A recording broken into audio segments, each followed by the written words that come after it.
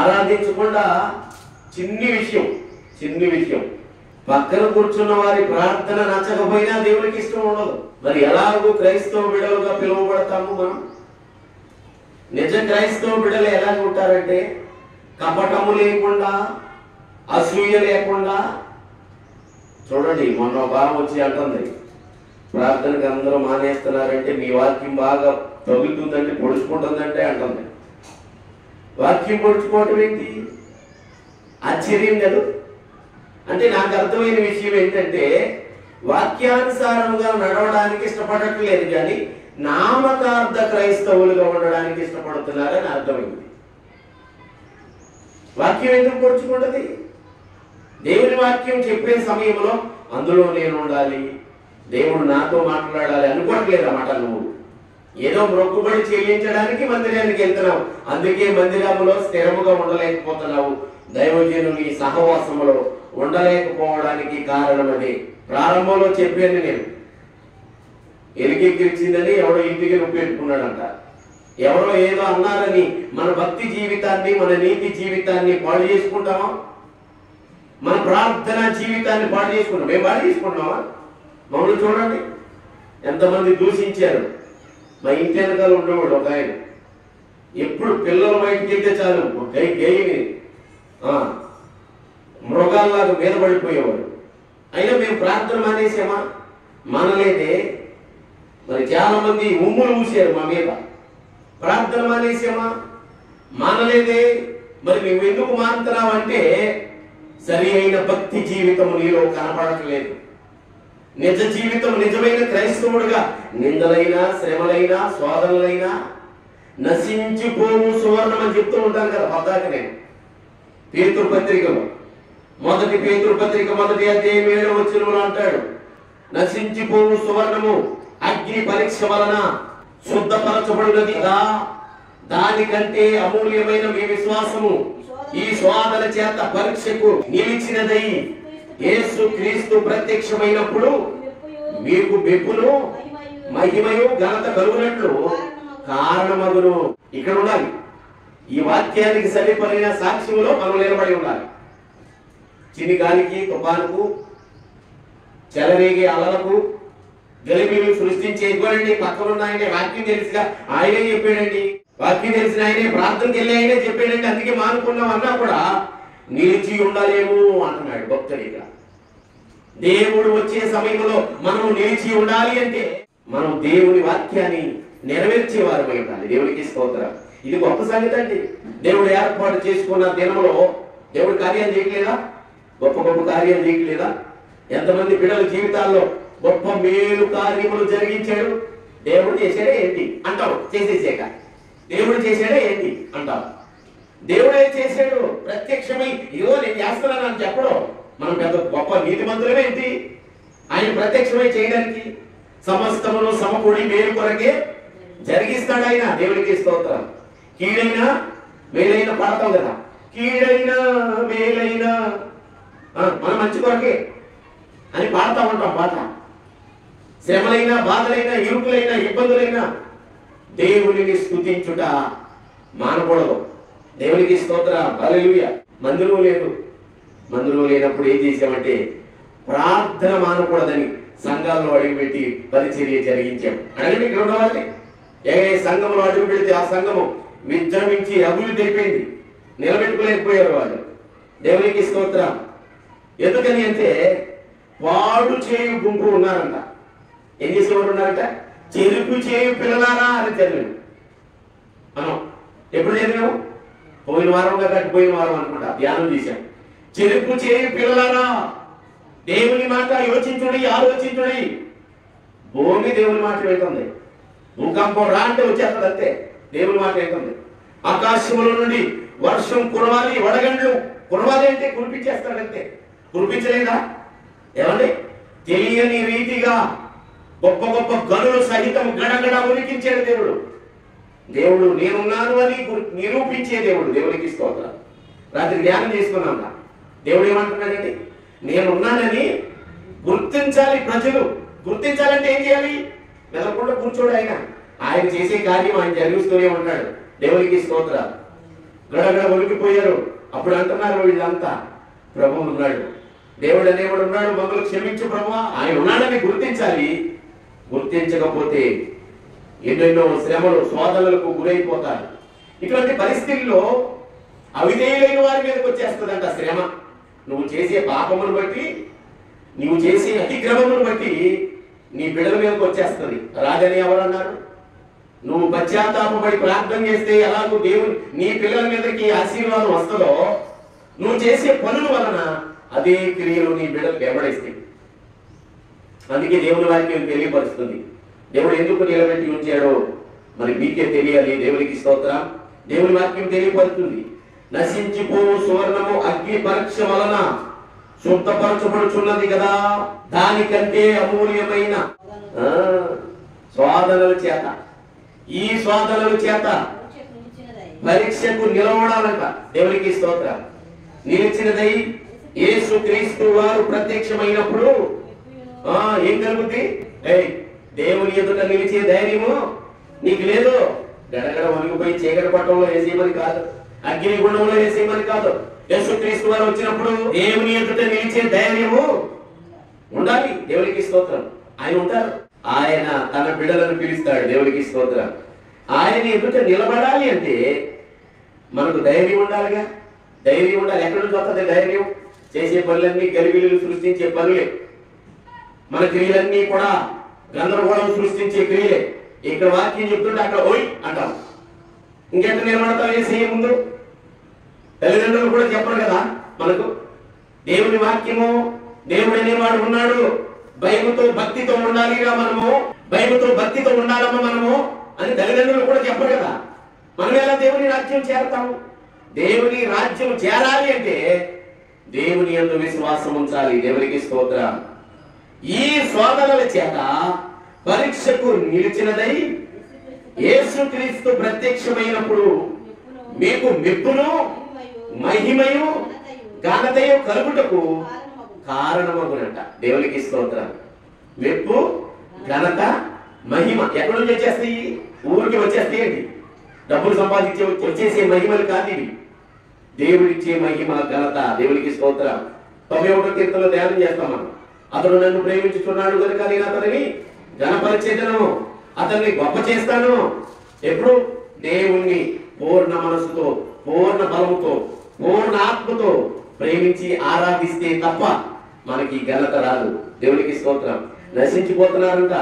దేవునిని స్తుతించి తంబురుతో, సితారతో వారు వాయిద్యములన్నిటినీ వాయించు ఒక గుర్తు పెట్టారు 137వ కీర్తనలో. దేవునికి స్తోత్రం. నీకేం గుర్తుంది? మనకు గుర్తు ఉండాలి అంటే మనం ఏం చేయాలి? మనం స్తుతించగలగాలి. మనం ఎంతసేపు నశించిపోయే వారి గుంపులోనే ఉంటున్నాము కదా, రక్షింపబడే గుంపులో ఉండాలి. నేను ఈ చక్కని ఉదాహరణ చెప్పి బైబిల్ గ్రంథంలో నుంచి ఈ వాక్యాన్ని ముగిస్తాను. లోక సువార్త 19వ అధ్యాయంలో 3వ వచనం నుంచి ధ్యానం చేస్తే ఒక పొట్టి వ్యక్తి కనబడతాడండి అక్కడ. ఈ వ్యక్తి అందరికీ తెలుసు. ఈ వ్యక్తిని గురించి అందరూ విన్నారు. ఏ మూలలో కూర్చున్నా ముసలమ్మైన ఎదిగినా కూడా చెప్పుద్ది.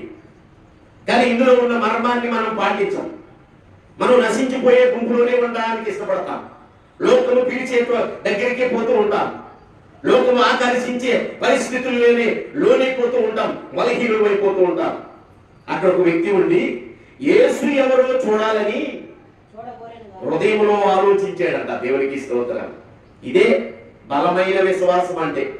ఆ విశ్వాసంలో ఉన్న గొప్ప లక్షణం ఏంటంటే యేసయ్యని ఇంట్లోకి నీ హృదయంలోకి వచ్చేస్తాడు. అట్టి పని చేయాలంటే గుర్తు కలగాలి. ఈ బైబిల్ గ్రంథం మనకి ఇచ్చిన తోడనే ఎదిగించారు. ఈ పరిశుద్ధ గ్రంథం దేవుడు మనకి మన ప్రవర్తనలు సరిదిద్దుకోవడానికి ఇచ్చారు. ఇందులో తప్పులు ఎత్తి చూపించడానికి కాదు. తప్పులు చేసిన వాళ్ళు బలహీనులు అనేక మంది ఉన్నారు బైబిల్ గ్రంథంలో. వారి వలె ఉండవద్దని చెప్పాడు దేవుడు. మనం అదే చూపిస్తూ ఉంటాం. ఎవరైనా ఏదైనా బలహీనం ఉన్నారనుకో, పట్టడనుకో, పట్టడరా అని నవ్వుతాం. పడిన వారిని లేవనెత్తడానికి వచ్చిన వాడు యేసయ్య. దేవునికి స్తోత్రం. నశించిపోయే వాడిని లేవనెత్తడానికి, సరి చేయడానికి, రక్షించడానికి వచ్చిన వాడు యేసయ్య. యేసయ్య మాట గుర్తు రాదు మనకి. అప్పుడు ఎవడైనా చిన్ని బలహీనతలో ఉన్నాడనుకో, వెంటనే దాన్ని 10 మార్లు చెప్తాం, సంభాషిస్తామంట. రాత్రి ధ్యానం తీసుకున్నాం కదా, దానిని గురించి సంభాషిస్తాం, మాట్లాడుతూ ఉంటాం. దేవుని మహిమపరచడానికి సంభాషించాం. గమనించండి ప్రియ దేవుని పిల్లలారా, ఆ వ్యక్తి ఏం చేశాడో చూద్దాం. యేసు ఎవరు అని చూడగోరని గాని పొట్టివాడైనందున జనులు గుంపు కూడి ఉండుట వలన చూడలేకపోయాడంట.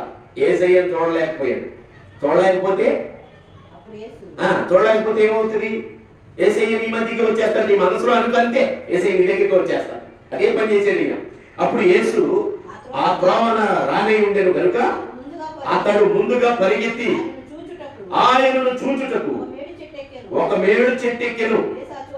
యేసు ఆ చోటికి వచ్చినప్పుడు కన్నులెత్తి చూచి, గొప్ప సంగతి అండి, దేవునికి స్తోత్రం. ఇతను పరుగుని వెళ్ళిపోయి మేడు చెట్టు ఎక్కాడు. ఆలస్యము చేయలేదు, అశ్రద్ధ చేయలేదు. యేసయ్యను చూడడానికి ఇష్టపడ్డాడు. మనసులో అనుకున్నాడు, వెళ్దాంలే, రేపు కూడా ఈ లైన్లోనే వస్తాడుగా ఆయన అనుకోలా. బోల్డని మందిరాలు ఉన్నాయిగా, సర్లే మనల్ని ప్రేరేపించినప్పుడు వెళ్దాంలే ఏదో ఒక మందిరానికి అనుకోలా. నెలంతయు విడిచిపెట్టి ఏదో ఒక ఆదివారం వెళ్దాంలే అనుకోలేదు. చెక్కయ్య మనసులో కలగగానే పరుగుని వెళ్ళి మేడి చెట్టుకి యేసు ఎవరో చూద్దామని వినపడి ఉంటది చెవిలో. ఆయన గొప్పవాడు, ఆయన స్వరము మంచిది, ఆయన చూపు మంచిది, ఆయన చెంగులో స్వస్థత ఉంది, ఆయన చూపులో స్వస్థత ఉంది, ఆయన ఉమ్ములో కూడా స్వస్థత ఉంది అని గుర్తించాడు. ఆశ్చర్యపోయి ఉంటాడు. జక్కయ్య చాలా భయంకరమైన వ్యక్తి. ఇతను డబ్బు అంటే మహా ఆశ. ఎక్కడ పెడితే అక్కడ డబ్బులు వసూలు చేస్తాడు, గలుగులను సృష్టిస్తాడు. ఈ జక్కయ్య ఏం చేశాడో తెలుసా? మనసులో అనుకున్నాడు అంతే, యేసు ఎవరో చూడాలి అనుకున్నాడు. నువ్వు అనుకున్నావా? దేవుని ఆరాధించాలి, వాళ్ళకన్నా గొప్పగా ఆరాధించాలనుకుంటాం మనం. అనుకుంటే మనం ఏమనుకుంటాం తెలుసా? వాళ్ళకన్నా గొప్పగా అయిపోవాలి మనం అనుకుంటాం. అట్లా అనుకోలేదు. నేను బలహీనుడను, నేను యేసయ్యను చూడాలి అనుకుని పరుగున మేడు చెట్టు ఎక్కాడు. దేవునికి స్తోత్రం. మేడు చెట్టు ఎక్కగానే యేసు ఆ చోటికి వచ్చినప్పుడు కన్నులెత్తి చూచి, జక్కయ్య త్వరగా దిగుము, నేను నీ ఇంట నుండవలసి ఉన్నది అతనితో చెప్పాడు. దేవునికి స్తోత్రం. ఏమన్నాడండి? ఎక్క తెలిసిపోయింది?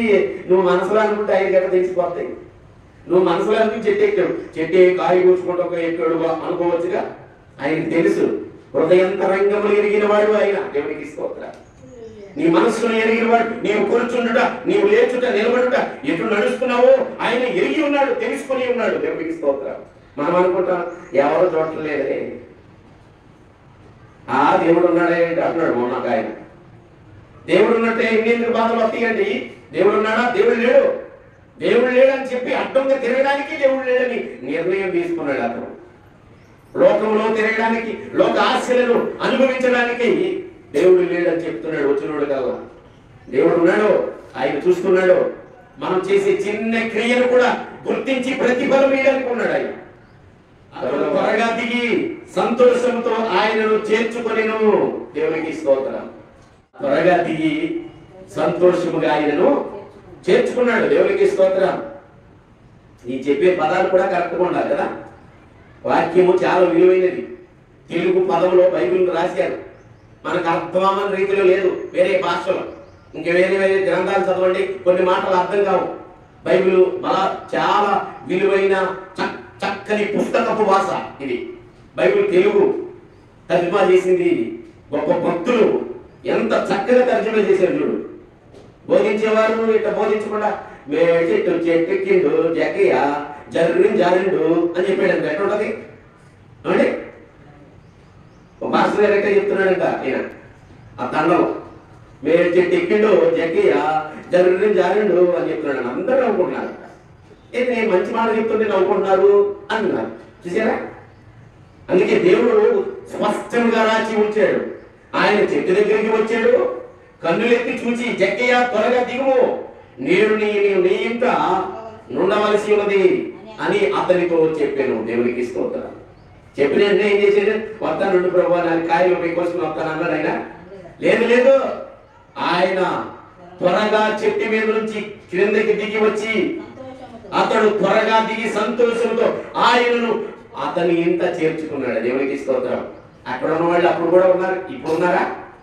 ఇప్పుడు ఉన్నారు, అప్పుడు ఉన్నారు. ఎవరిలో దొరుకుతున్నాడు? మాస్టర్లోనే దొరుకుతున్నాడు దైవుడు. అప్పుడు పక్కనున్న వారిలో ఎవరెవరిలో గురేవాడు, ప్రేరేపించేవాడు ఎవడన్నా ఒకడు ఉన్నాడు, యాజకుడు గలిబీలు సృష్టించడానికి. వాడి మాట వినకుండా నీతి కలిగిన వారు కనపడేవారు ఇప్పుడు అరుదైపోయేవారు తక్కువగా ఉన్నారు. దేవుని పిల్లలారా, ఈ అంత్యకాల దినములలో, అపాయకరమైన దినములలో నీ ఇంటికి యేసయ్య రావాలి అంటే నీవు యేసయ్యను చూడగోరాలి. దేవునికి స్తోత్రం. అందరూ అది చూచి ఆయన పాపేయున్న మనుషుని యొక్క బస చేయవలెనని చాలా సరుకున్నారట. నిలవబడి, ఇదిగో ప్రభువా, నా ఆస్తిలో సగము పేదలకు ఇచ్చుతున్నాను, నేను ఎవరి యొక్క అన్యాయముగా దేనినైనా తీసుకుని ఎడలా అతనికి 4 గంటల మరలా చెల్లింపులని ప్రభువుతో చెప్పాను. అందుకు యేసు, ఇతడు అబ్రహాము కుమారుడే, ఎందుకనగా నేడు ఈ ఇంటికి రక్షణ వచ్చి ఉన్నది. దేవునికి ఇస్తాం. ఏమొచ్చిందండి? ఏం కావాలి మనకి ఇప్పుడు? మంచి బంగారు మూట కావాలా? ఆస్తి కావాలా? అంతస్తు కావాలా? ఆస్తులు అంతస్తులు కలిగిన వారు నశించిపోవు దినములు, పేరు ప్రఖ్యాతులు కలిగిన వారు నశించిపోవు దినములు. దేవుడు అంటున్నాడు 10వ వచనంలో, నశించిన దానిని వెనక్కి రక్షించడానికై మనుష్య కుమారుడు భూమి మీదకి దిగి వచ్చాడు. దేవునికి స్తోత్రం. నశించిన దానిని వెనక్కి రక్షించడానికై మనుష్య కుమారుడు వచ్చనని జక్కయ్యతో చెప్పాడు దేవుడు. దేవునికి స్తోత్రం. నశించిపోతున్నావా నీవు? మనం ఇందాక చదువుకున్నాం, నశించిపోవు సువర్ణము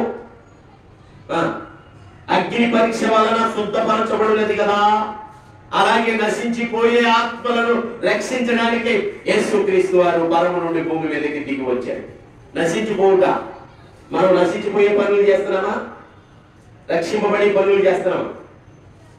ఒకసారి జ్ఞాపకం చేసుకుని ప్రార్థన చేసుకుందాం.